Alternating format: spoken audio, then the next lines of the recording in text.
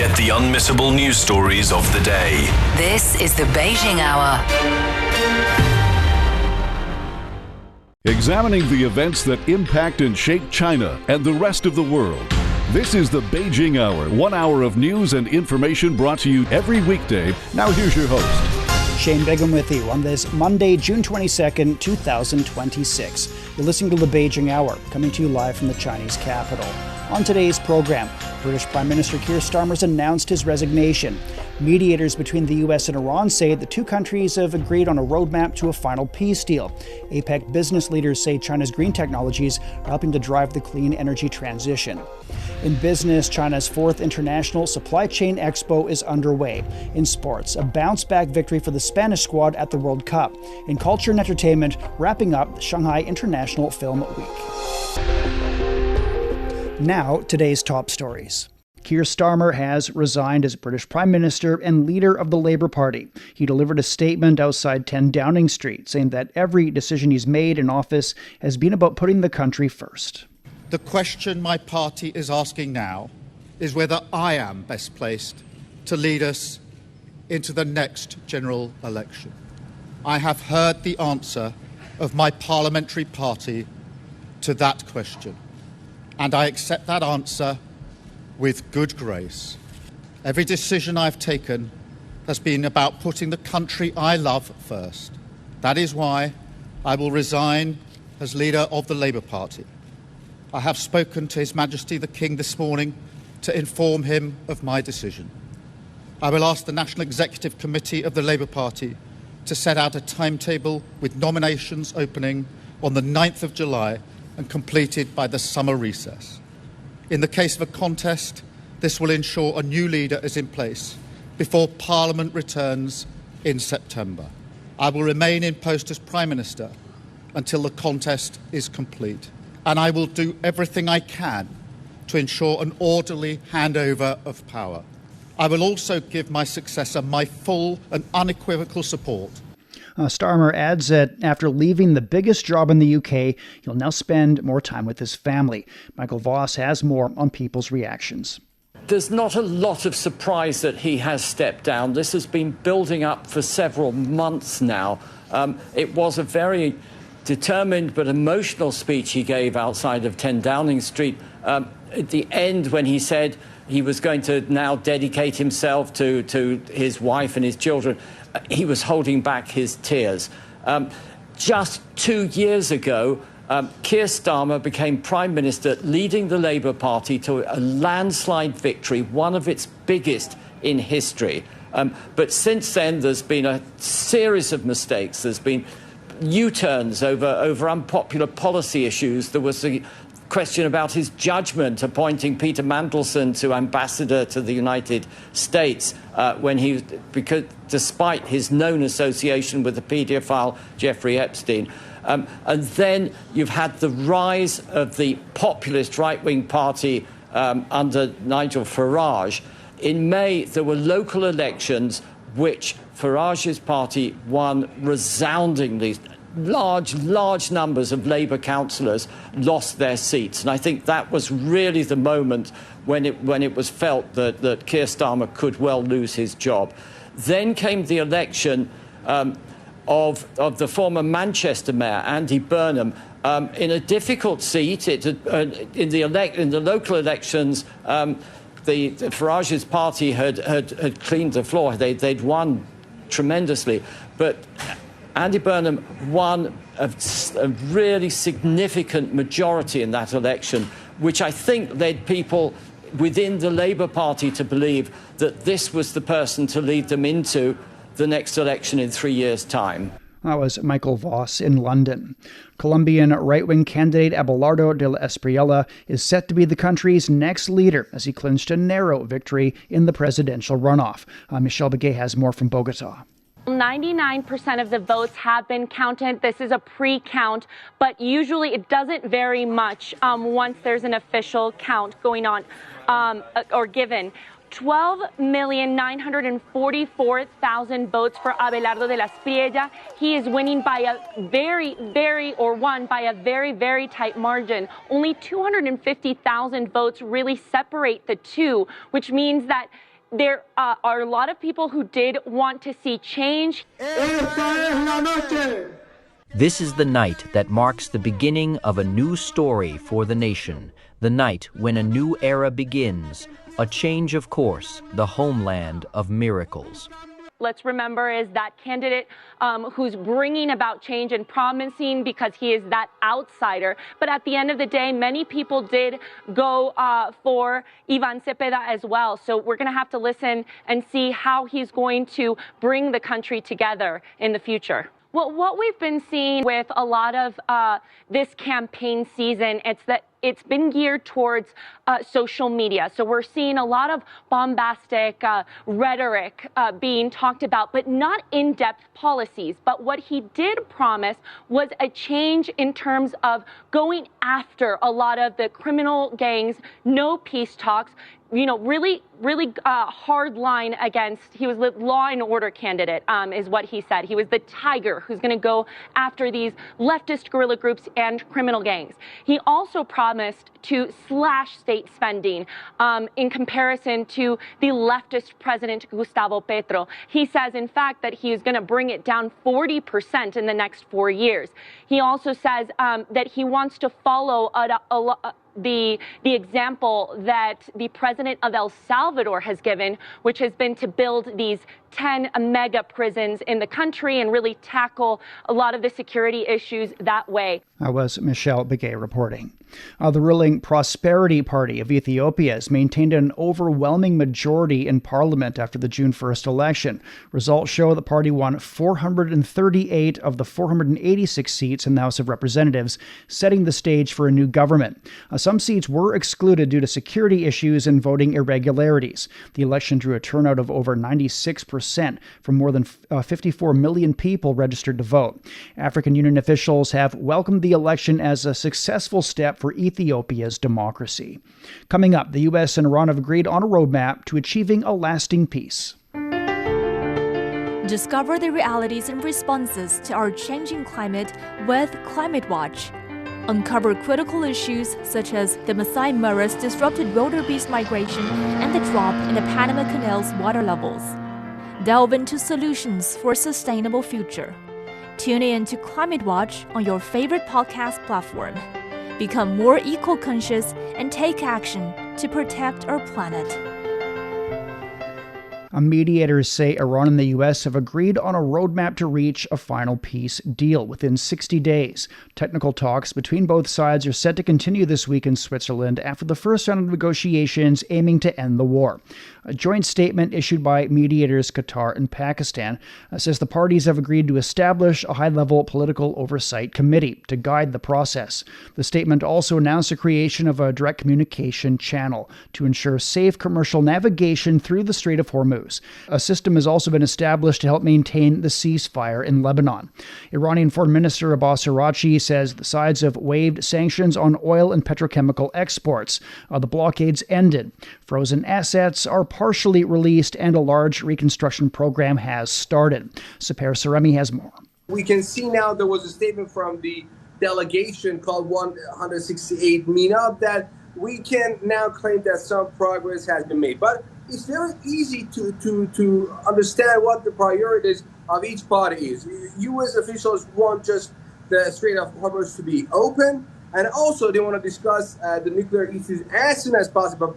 But Iranian authorities, who have been told by the Supreme Leader, because there was a statement from the Supreme Leader that he said in the negotiations, the red lines must not be forgotten. Iran's priorities first is the cessation of the Israeli attacks on Lebanon. The second one is that Iranian officials claim that the nuclear issue will be discussed in later stages, and they gotta see that the first progress on the Lebanon front.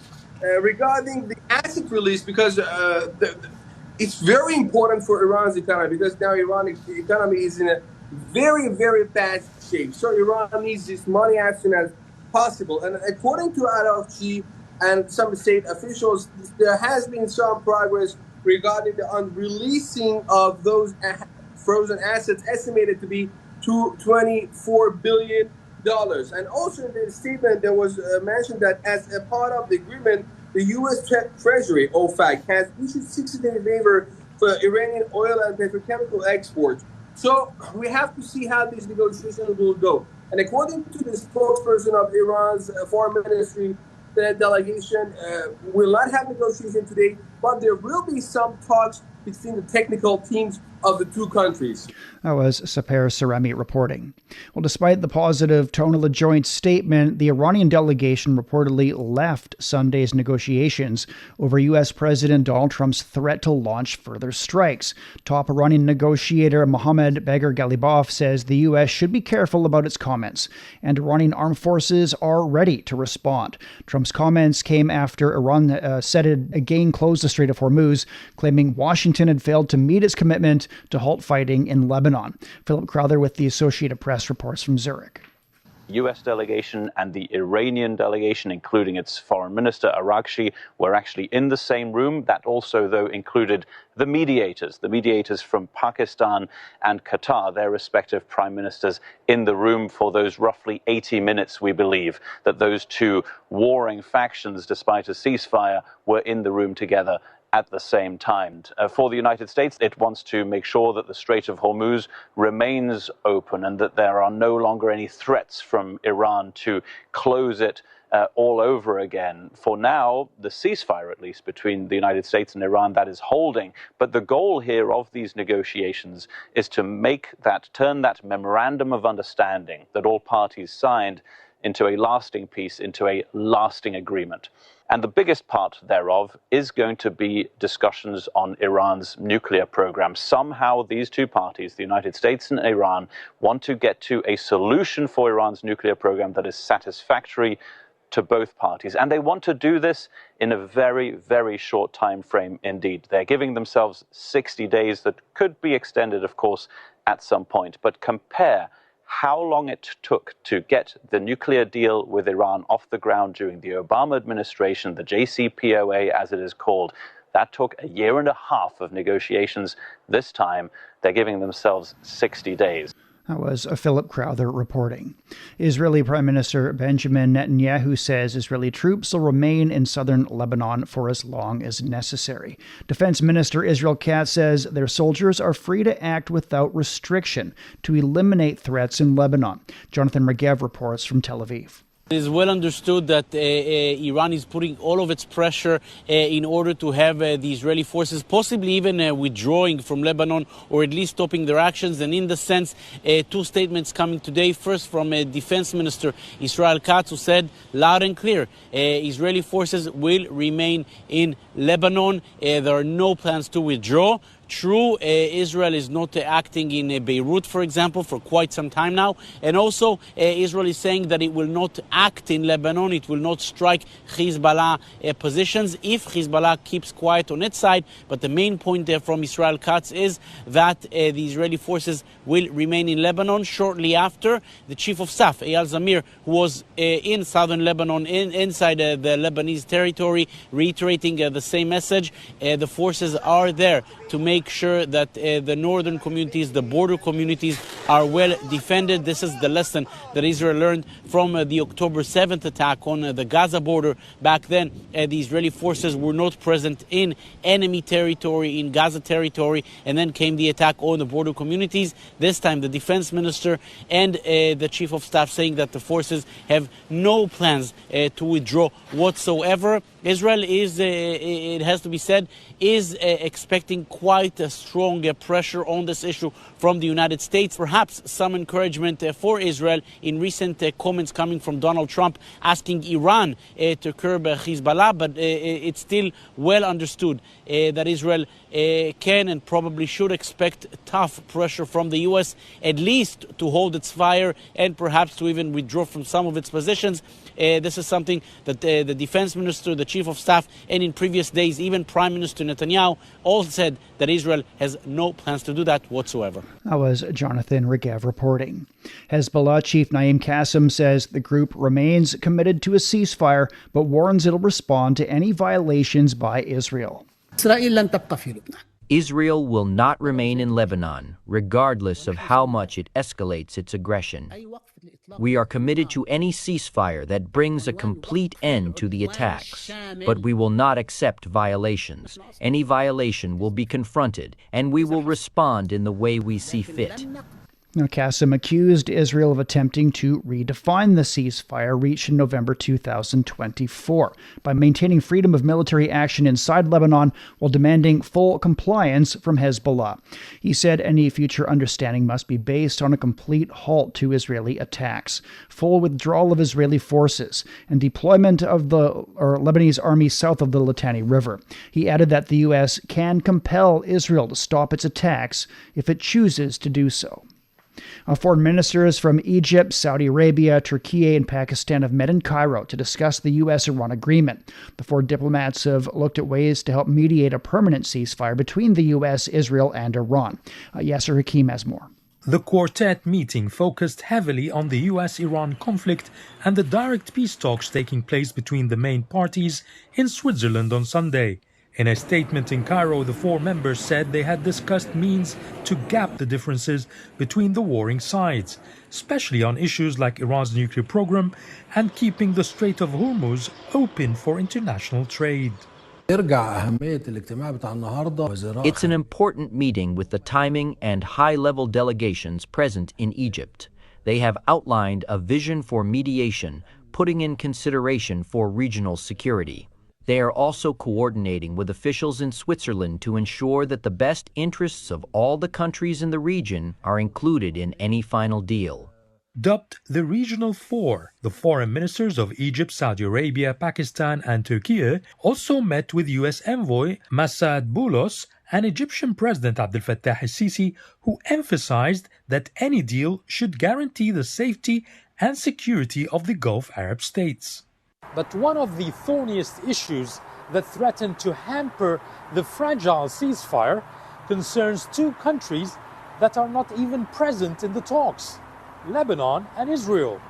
Iran accused Israel of violating its ceasefire agreement with Hezbollah after launching weekend attacks on what it said were militant targets in Lebanon. Tehran said it closed the Strait of Hormuz in response. This, as U.S. officials had also rebuked Israel in recent days for undermining peace efforts. The memorandum of understanding was very clear there should be no attacks on Lebanon. It was mentioned 3 times. In response was escalation by Israel, which is not happy with the ceasefire and wants to keep control of strategic parts of South Lebanon. The problem is that Israel won't abide by the ceasefire because this could mean an end to Netanyahu's time in power. Despite the complicated nature of the peace talks and mistrust among the various players, some experts here remain optimistic that a breakthrough can be reached before the 60-day deadline. I believe the two parties want an end to this crisis. The U.S. doesn't have another solution except to overcome all hurdles to sign a deal. This is obvious in statements and recent actions by Trump and J.D. Vance, especially before upcoming local elections that can be impacted by the war. Iran has also shown serious intentions not to resume a war that has been damaging. With multiple mediation efforts in full swing, the Regional Four here in Egypt announced they will be holding regular meetings with all parties to help put permanent end to the war that has destabilized regional and international affairs. That was Yasser Hakim reporting. Coming up, China's leadership in the green energy transition. Pause Plus, a selection of the best podcasts in China, covering history, customs, music, literature, and in-depth dialogues. Find your way to a wealth of Chinese culture and thinking, all on Pause Plus. As the economies across the Asia-Pacific race to cut emissions without slowing growth, business leaders are searching for a new formula, greener technology backed by closer regional cooperation. That was the focus of the 2026 APEC China CEO Forum in Beijing. Tian Lu takes a look. Green innovation and regional cooperation are increasingly seen as twin engines of sustainable growth across the Asia-Pacific. One message came through repeatedly: achieving a greener future will require stronger cooperation. Participants said accelerating the green transition depends on building more resilient and sustainable supply chains, expanding access to clean energy technologies, and investing in low-carbon infrastructure. Brett O'Reilly, New Zealand's representative to the APEC Business Advisory Council, said China's advances in green technology give him reason for optimism. After visiting China for more than 4 decades, he says Chinese companies have made remarkable progress in renewable power, battery storage, and electric vehicles. The work that Chinese companies are doing around developing green technology, whether that's the capture of energy or the storage of energy or the end use of that energy, is really important. I drive a BYD car back in New Zealand, so I'm very grateful for that Chinese technology that is now being made available to help us all lower our carbon footprint. And O'Reilly says those technologies are no longer confined to China. He noted that Chinese green technologies are increasingly being adopted across the Asia-Pacific, helping reduce emissions and broaden access to cleaner energy solutions. He also stressed the need to make environmental goods and services easier to trade throughout the region. The technologies that China has been using to lower its carbon footprint are now coming out to other parts of Asia Pacific. I see them in New Zealand. I see them in other economies that I visit. Eduardo Pedrosa, Executive Director of the APEC Secretariat, said progress is already visible across the region. Well, in terms of APEC, we have specific goals on the use of renewable energies and reducing the amount of energy used per unit of gross domestic product. As far as the region itself is concerned, we have principles on the use of hydrogen, but as you travel around the whole APEC region, you see more and more the use of electronic vehicles and alternative forms of energy. Pedrosa said APEC economies have committed to expanding renewable energy use and improving energy efficiency, reflecting a shared determination to pursue sustainable development. For participants at the forum, the message was that the transition to a low-carbon economy is no longer just about developing cleaner technologies. It is also about making sure those technologies can move more freely across borders. For the Beijing Hour, I'm Tianlu. The APEC China CEO Forum in Beijing has also agreed that cooperation in digital innovation is crucial not only for expanding markets in the Asia-Pacific region, but also in improving human productivity and well-being. Jingyi has more. Gathering under the theme of openness, connectivity, synergy, linking the Asia-Pacific for a shared future. Attendees at this year's APEC China CEO Forum are placing digital transformation at the center of the agenda. The consensus here is clear. Innovation is no longer just an option, but the primary catalyst for the next phase of Asia-Pacific growth. I believe that the digital technology and transformation is going to be absolutely critical to wider economic development because it's helping us all create efficiencies and move much faster in every single industry. This drive for hyper-efficiency is fully backed by macroeconomic data. According to the APEC Policy Support Unit, the region's digital trade volume is projected to reach a staggering $19.7 trillion in 2026. This dynamic growth means the Asia-Pacific now commands over 51% of the global digital trade market. I think digital innovation is really key because what digital trade allows us to do is to make trade much more accessible to businesses of all sides. However, expanding market access is only the first step. To sustain this multi-trillion-dollar growth, the focus of the region's industry leaders is shifting inward, upgrading the underlying industrial infrastructure through artificial intelligence. AI has already permeated every aspect of corporate operations. It did not emerge out of nowhere. Over the past several years, companies have built digital systems, and that efficient digital infrastructure is the foundation for adopting AI applications. Yet, technology is not developed for its own sake. For financial and corporate leaders at the forum, The ultimate metric of success for any digital infrastructure is its ability to serve applications and generate real economic returns for society. Technology is ultimately application-driven. Without application, there is no real dividend from technology. Technology is not about technology for its own sake. It is about improving human well-being, increasing productivity, and ultimately enabling effective value creation. Standing here at APEC China CEO Forum, it's clear that digital innovation is a shared priority for businesses across Asia Pacific. As the region looks ahead, the question is no longer just about how fast can technology happen. It's about how can digital innovation deliver broader and more sustainable growth. That was He Jingyi reporting. Work on the Three Gorges new shipping channel has passed the halfway mark, with over 56% of excavation completed. China Three Gorges Corporation says it expects to finish by October. The project officially began June 8th.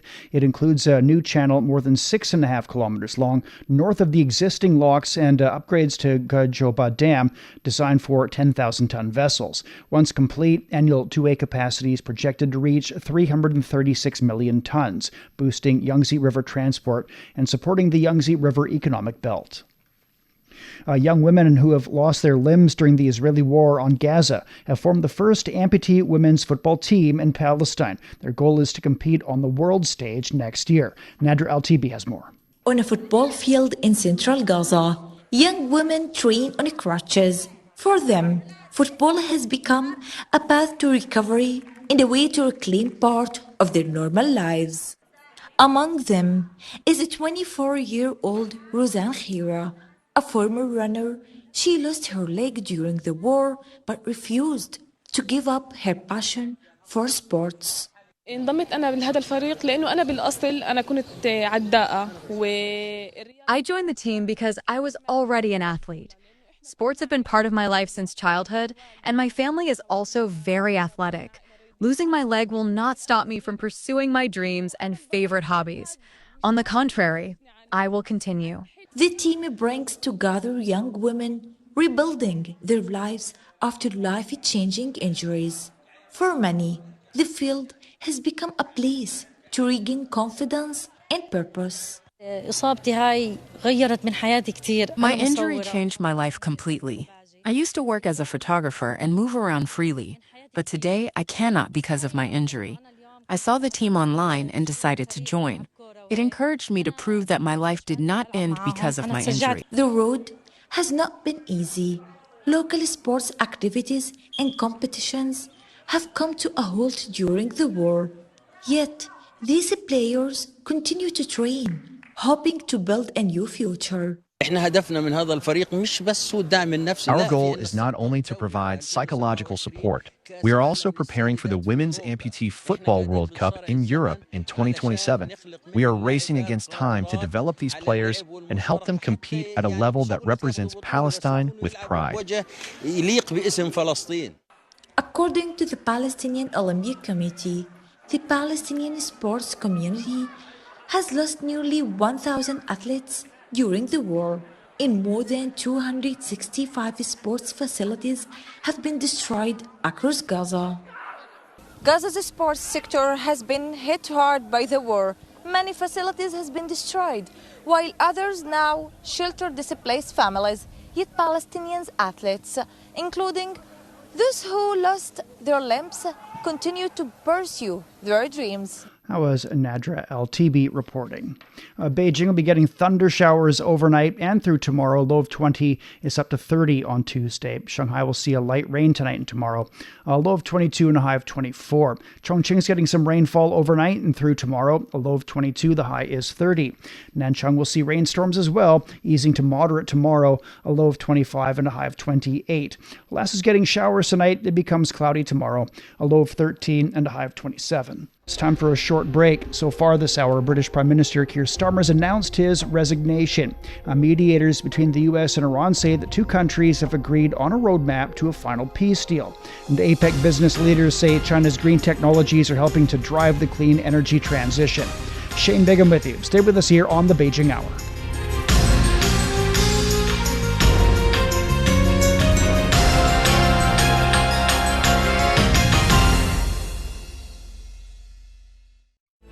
refreshing cup of tea that starts your morning to the paper that you write on. The roots of many familiar parts of modern life can be traced back to ancient ideas. Join us on Made in Ancient China and discover how ideas born millennia ago became some of the world's greatest treasures. Made in Ancient China brings you stories of human ambition, inspiration, and connection. Now available on all major podcast platforms. Shh, listen up. Can you hear the heartbeat of our world?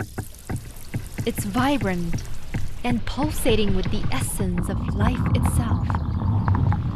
From the stem of trees to the gurgle of rivers. From the silent strength of mountains to the icy whispers of glaciers. Even the solid ground beneath our feet. And right there, in the midst of all, beats the heart of humanity. What if those other heartbeats were to stop? Would ours keep on ticking? Examining the events that impact and shape China and the rest of the world. This is the Beijing Hour, 1 hour of news and information brought to you every weekday. Now here's your host. Shane Bigham with you on this Monday. Still to come. In business, China's 4th International Supply Chain Expo is underway. In sports, a bounce-back victory for the Spanish squad at the World Cup. In culture and entertainment, wrapping up the Shanghai International Film Festival. To contact us, you can email radio@cgtn.com or follow our X account at CGTN Radio. You're also welcome to subscribe to our Substack newsletter, Beyond Beijing, for the world's biggest stories, along with sharp insights and exclusive analysis. First of all, though, a check of the day's headlines, and here's Tianlu. Thank you, Shane. Chinese Premier Li Qiang will attend the 17th annual meeting of the new champions in Dalian on Tuesday and Wednesday. He will address the opening plenary of the event, also known as the Summer Davos. Bangladeshi Prime Minister Tariq Rahman will be among the foreign guests at the event as part of his official visit to China. Over 1,700 representatives from the political, business, academic, and media communities from over 90 countries and regions will take part in the forum. The Chinese Commerce Ministry has added 10 U.S. entities to its export control list. Exporters are prohibited from supplying dual-use items to the listed entities. Dual-use items have civilian and military applications. Organizations and individuals in any country or region are also barred from transferring or providing China-origin dual-use items to the listed companies. Existing export activities involving the entities must be halted immediately. Exporters who need to conduct such exports under special circumstances must apply for approval from the ministry. The ministry says the move aims to safeguard national security and fulfill international obligations related to non-proliferation. Meantime, the Finance Ministry has also announced measures against 46 U.S. companies in government procurement activities. Purchasers are prohibited from buying products made by those companies. The restriction does not apply to U.S.-owned companies operating in China. Chinese firefighters and rescue workers are set to receive stronger health protections, including routine physical exams and mental health support. An official from China's top legislature cited the high-risk nature of the job. The NPC Standing Committee will further review a draft law in Beijing this week. The draft will also propose a rest and a leave framework specifically for the fire and rescue profession, ensuring that personnel can enjoy statutory entitlements, including annual leave and home visit leave. Lawmakers will continue to work on several other legislative items, including reviewing draft revisions to the trademark law. A school shooting in the central Philippines has left 3 people dead and 5 others wounded. Police have arrested 2 suspects in the shooting in Tacloban. Preliminary investigation shows that both gunmen are minors. The shooting occurred on Monday morning while classes were underway at the school. A second migratory bird in Western Australia has tested positive for the deadly H5N1 strain of avian influenza. It comes 2 days after a sick bird in the same region died from the H5N1 strain, making it the first to confirm the case on the Australian mainland. Authorities say there is so far no evidence of mass mortalities in wildlife or of the strain spreading to Australia's poultry or agricultural systems.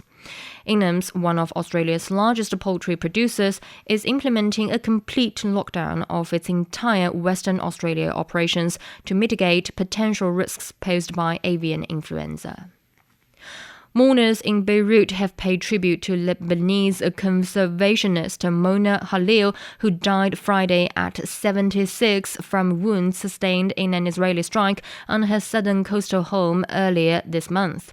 For over 20 years, Khalil protected endangered sea turtles, turning her home into a conservation hub. Journalist and environmental activist Fidian Joma first met Khalil in 2016. In 2016, I was planning to write a feature story about sea turtles in Lebanon. While researching who was working on sea turtle conservation, I got to know Mona. I went to meet her, and from the very first time I went down to the beach, I fell in love with it and decided to volunteer with her. From 2016 until 2020, Mona and I worked together on the beach. Over time, our relationship grew beyond volunteering. It became something much deeper. During the recent Israel-Hezbollah conflict, she refused to evacuate, saying she was a civilian with no weapons. All right, thank you very much. That was Tian Liu with headlines. You're listening to the Beijing Hour, and coming up in business, China's 4th International Supply Chain Expo is underway. The Beijing Hour, your window on China and the rest of the world. 37 past the hour. Stock markets on the Chinese mainland closed higher on Monday. The Shanghai Composite was up nearly 1.8%. The Shenzhen Component gained over 2.1%. Insurance and glass fiber shares led the gainers. In Hong Kong, the Hang Seng Index was down nearly 0.7%. Japan's Nikkei gained almost 1.6%. The 4th China International Supply Chain Expo is underway in Beijing under the theme of Connecting the World for a Shared Future. The 5-day event features 6 major supply chain exhibitions and a supply chain services zone. Shuxin Chen is on the scene with the latest.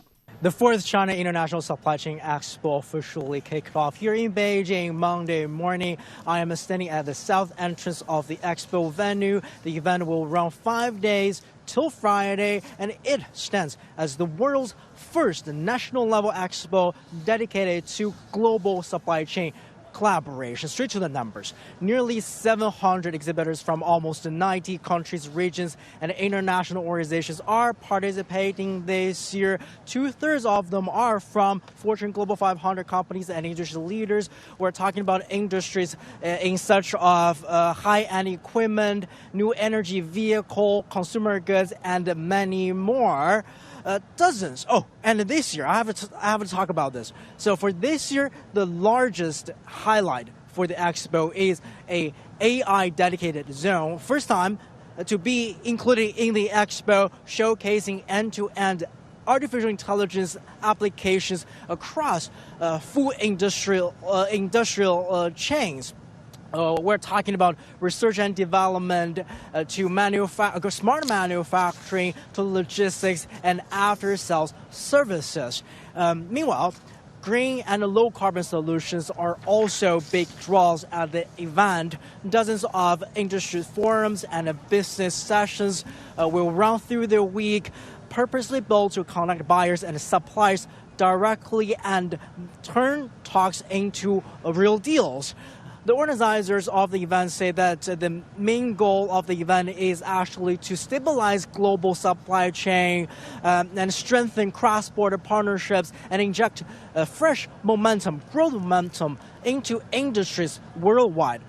For context, last year, the 3rd edition of the event wrapped up with more than 6,000 agreements signed with cooperation intentions, and this year we're seeing a larger lineup of international exhibitors as well as upgraded matchmaking systems, and we're expecting, a lot of people are expecting that actually this year the expo is going to outperform these results.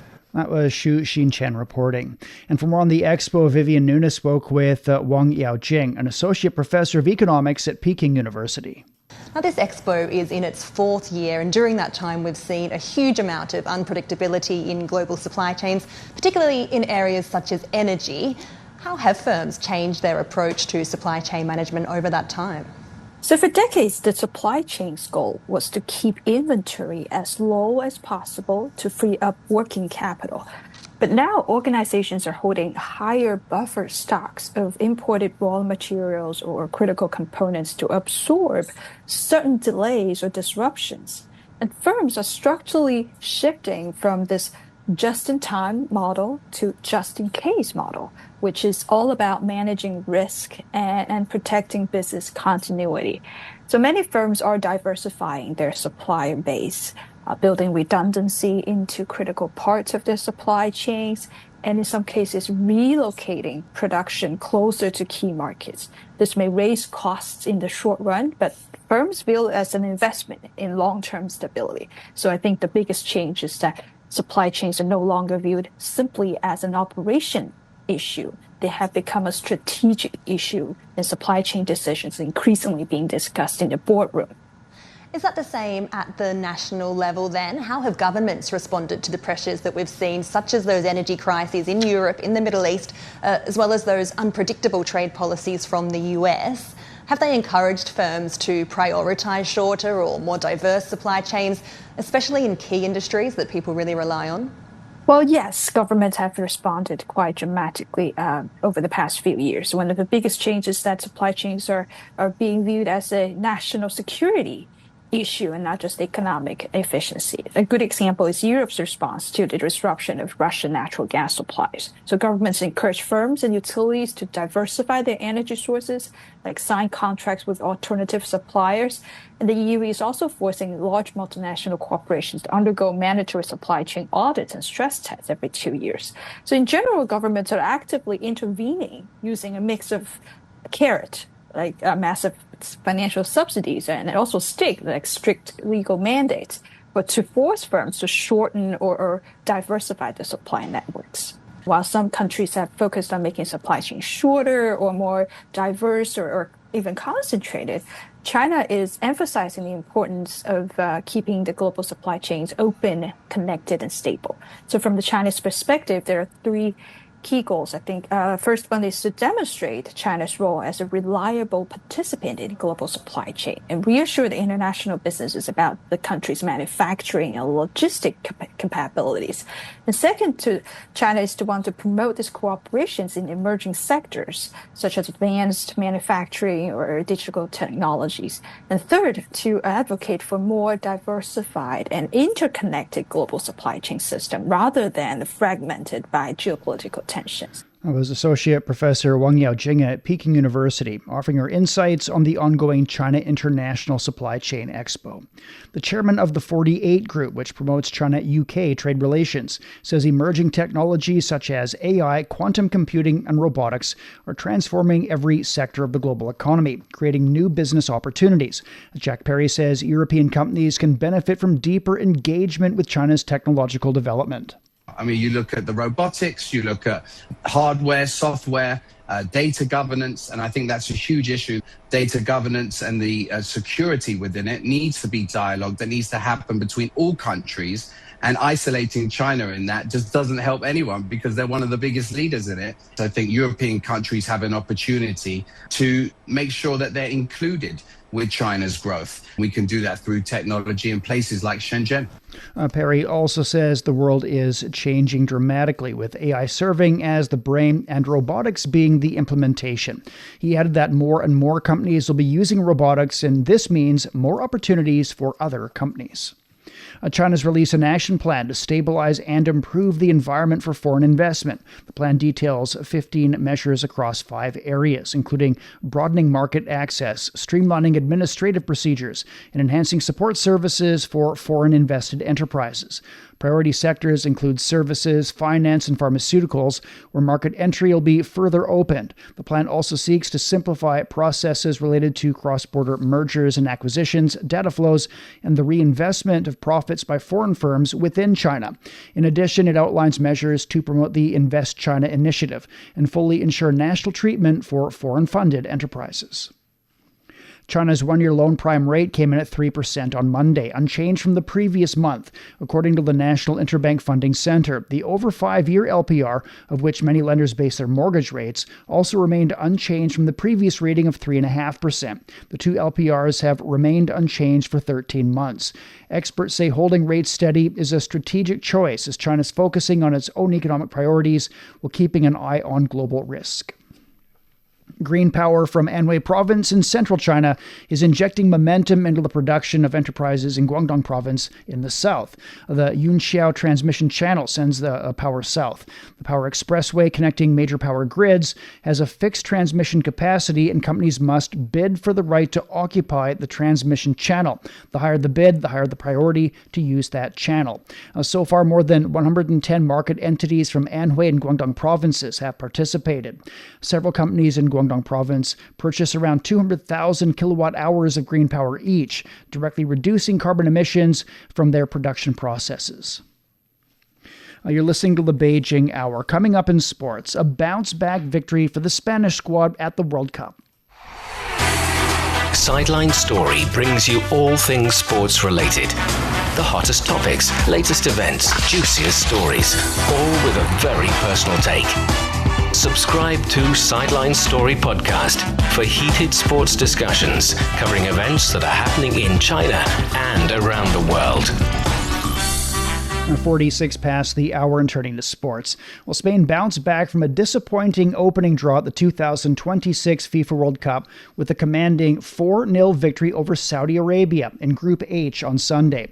The European champions put the match firmly under control in the first half, with teenager Lamine Yamal opening the scoring and Mikel Oyarzabal finding the back of the net twice. The win lifts Spain to the top of the group and provides a perfect birthday present for head coach Luis de la Fuente, who turned 65 on match day. The result also answered questions that emerged after Spain's goalless draw with Cape Verde in their tournament opener. De la Fuente defended his players after the match, saying criticism of the team was unjustified. Me parece una auténtica barbaridad dudar de este equipo. I think it's absolutely outrageous to doubt this team. 33 consecutive games without a loss. I mean, it seems outrageous to me to question this team. You might have a good day, a not so good day, or an average one. That's just how football is. But to question and doubt this team, this generation of young players with such an exceptional track record, that's what I find unfair. Saudi Arabia struggled to contain Spain's attacking movement throughout the contest. Head coach Georgios Donis said the side was unable to cope with the speed of Spain's play around the penalty area and paid the price for mistakes in dangerous positions. There's never just one answer for something that didn't go well, and maybe not everything went well, but I think the key issue for us was that we weren't strong enough around our box to stop Spain, who played at a very fast pace. The fact is that they scored very early on, and that affected our morale. Well, Spain's 4-0 victory puts their World Cup campaign back on track, while Saudi Arabia looks to regroup ahead of their next Group H fixture. Yang Guang joins us in studio now. So Spain looked like a different team compared to that sluggish one that stumbled against Cape Verde in the opener. So what changes did the coach make to spark this bounce back? Well, Spain made two key changes. First, they started Lamine Yamal. The teenager gave them the clinical finish they lacked, but more importantly, his dribbling in tight spaces forced Saudi Arabia to throw 2 or even 3 defenders at him. That freed up everyone else. Spain's third goal was a perfect example. Yamal stationed down the right, poised to sprint behind the line, drew defenders like magnets. Pedri, meantime, suddenly facing a thinner backline, comfortably lobbed a pass into the box and goal. And second, Spain pushed more attackers forward to stretch the defense instead of passing safely around the box. It was a shift from patient possession to purposeful penetration. That simple shift unlocked their creative midfielders. Result, 3 goals in the first half. Cape Verde is on the verge now of an historic place in the knockout stage after earning a 2-all draw with Uruguay in Group H. The result follows Cape Verde's impressive goalless draw against former world champion Spain in the opening match, giving the African nation another valuable point against one of football's traditional powers. Ranked 63rd in the world, Cape Verde has emerged as one of the surprises of the tournament and now controls its own destiny heading into the final group match against Saudi Arabia. A victory would secure a place in the round of 32. So, Yang Guang, how is this underdog team consistently pulling off these giant-killing results? Well, like they did against Spain, Cape Verde sat back and built from defense. They had just 35% possession against Uruguay. Their offense was brutally simple: find a teammate, finish with a strike, 1 or 2 passes at most, or hopeful long-range efforts. They knew their limits and doubled down on what they could do, which is to defend. That pragmatism kept them in the game. Well, defense alone, however, couldn't earn the draw. Punishing mistakes did. Their first ever World Cup goal came from a free kick in which the Uruguayan wall cracked, 2 players separated, and Cape Verde pounced. Their equalizer stemmed from another era. Veteran keeper Fernando Muslera rushed out, missed the ball, and Helio Varela stole it for an empty net finish. That's the thing about World Cup. Sometimes it's less about creating chances and more about making fewer mistakes. Cape Verde made fewer, and when Uruguay slipped, they were ready to strike twice. All right, thank you very much. A resilient Iranian side held Belgium to a goalless draw in their Group G clash in Los Angeles, with the running goalkeeper Ali Reza Bayramvand producing a standout performance to secure a valuable point. The match ended scoreless after Belgium was reduced to 10 men midway through the second half. Iran thought they'd taken the lead before the break, but that goal was ruled out for offside following a video review. Bayramvand made several crucial saves to deny Belgium, while Iran also created chances of their own as both sides pushed for a breakthrough. The decisive moment came in the 66th minute when Belgian defender Nathan Ngoy was sent off, leaving the team to play the remainder of the match with 10 men. Despite applying late pressure, Belgium could not find a winning goal as Iran held firm to earn the point. Well, Egypt has celebrated a historic milestone at the 2026 FIFA World Cup, earning its first ever victory in the tournament with a 3-1 win over New Zealand in Group G. New Zealand opened the scoring in the 15th minute through Finn Sermon, but Egypt responded after the break. Mustafa Ziko equalized in the 58th minute before Mohamed Salah put the side ahead 9 minutes later. Salah then set up substitute Mahmoud Trezeguet for Egypt's third goal late in the match, sealing the victory. You're listening to the Beijing Hour. Coming up in culture and entertainment, wrapping up the Shanghai International Film Festival. The best military commander is not he who fights 100 battles and wins every one of them. The best military strategy does not lead to the desiccation of the enemy's capital city. Decoding the art of war will help you understand why there's no art in war and how Sun Tzu stayed undefeatable using the science of war, with fun stories and insightful breakdown of famous battles. Find Decoding the Art of War wherever you listen. Now, in culture and entertainment, the Shanghai International Film Festival has come to a close. During the 10-day event, international filmmakers learned about Shanghai's Pudong district during the Belt and Road Film Week. From bustling farmers markets to community cultural centers, they discovered the district's modern achievements and unique Shanghai charm. Leo Mohan has more. It's one thing to see the bustling city of Shanghai on a postcard. It's another thing to walk its streets and feel its heartbeat. The international guests at the film festival trade red carpet for walking shoes. And the trip, not just about sightseeing, it's about life. Organizers designed this experience around a simple philosophy: new city, real life. The route took international filmmakers through several distinct local experiences, including a bustling market and a community cultural center. I'm really impressed by the differences of it is close to our culture and our markets, but at the same time different products. I am lost in all these colors and smells. Crazy, yeah. We get shown new fruits and vegetables every time. We go and something new every time. Our film is about 3 friends that go on an adventure and open the world for themselves. So this is us here opening Shanghai, just like in our film. These filmmakers didn't just observe, they participated. From paper cutting to Tai Chi, they experienced Chinese culture firsthand. The language of cinema gave way to something more universal, the simple joy of creating, moving, and connecting together. I saw you were dancing happily with the dancers. How was everything? Of course, I'm enjoying. I enjoy everything, your food and your films, your atmosphere, everything I'm enjoying. It is hard, first of all, but I'm trying to do a tiger, but I don't think I will get it. Chinese paper cut, it's very intricate. You have to take years of practice. It's fantastic, especially the surrounding of our hotel. It's very lively. It's very down to earth. The life is happening there. It's very beautiful. There's plenty of very small shops, very small place to eat. It's beautiful, and the old trees, very similar to the south of the Europe. Shanghai has shown its heart. Our international guests are leaving with more than just photos. They're leaving with inspiration, and that's the best souvenir a filmmaker could ask for. That was Leo Mohan reporting. Chinese box office hit Dear You's premiered in London ahead of its release in cinemas across Britain and Ireland on Friday. The low-budget film, shot largely in the Chaoshan dialect, has become one of China's biggest word-of-mouth successes this year. It's grossed more than 1.8 billion yuan, which is roughly $270 million at the domestic box office. Audience members at the London premiere said the story resonated with overseas Chinese families, while the use of the Chaoshan dialect added a sense of authenticity and cultural connection. The film's British debut marks another step in bringing Chinese language stories with local roots to international audiences. The 32nd Beijing International Book Fair is concluded with more than 2,800 copyright trade agreements and letters of intent, underscoring the growing global demand for cross-border publishing cooperation. The 5-day event attracted more than 1,700 exhibitors from 82 countries and regions. Social sciences, children's books, and science and technology titles were among the most actively traded categories. The highlight of the fair was the unveiling of the first results from the China-Italy Classic Works Mutual Translation and Publishing project. 4 Chinese and Italian classics have now been translated and published into each other's languages. A cultural counselor, Federico Antonelli from the Italian Embassy in China, said the project helps promote cultural exchanges. I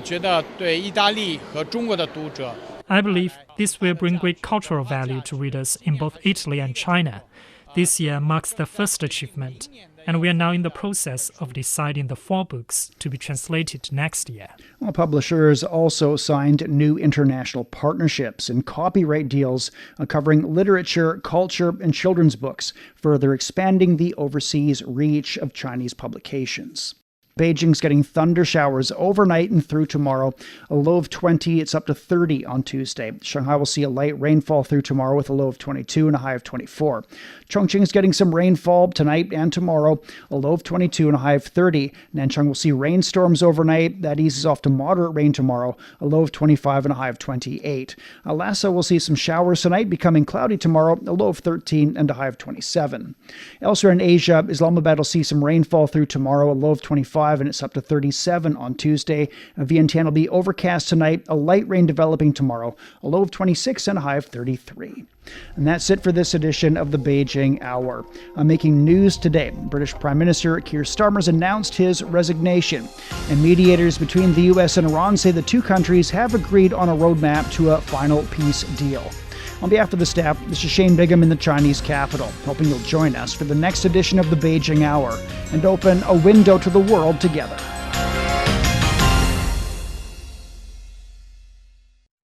Find the Beijing Hour at precisely 6 p.m. Beijing time.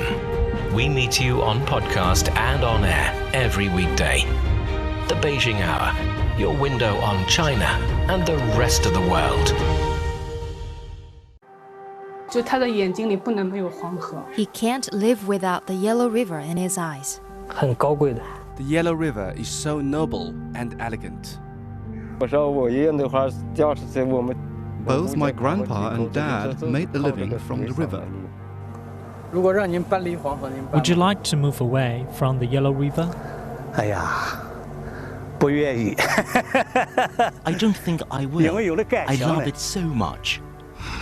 The Yellow River, The second longest river in China is regarded as a shaping force in the history, economy and culture of northern China.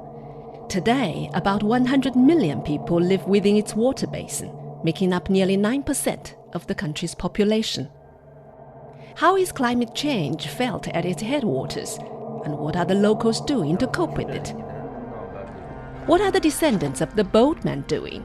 What has kept some people from leaving their home village by the river, and what has drawn others back? Could the fading fishing community revive in the time of digital transformation?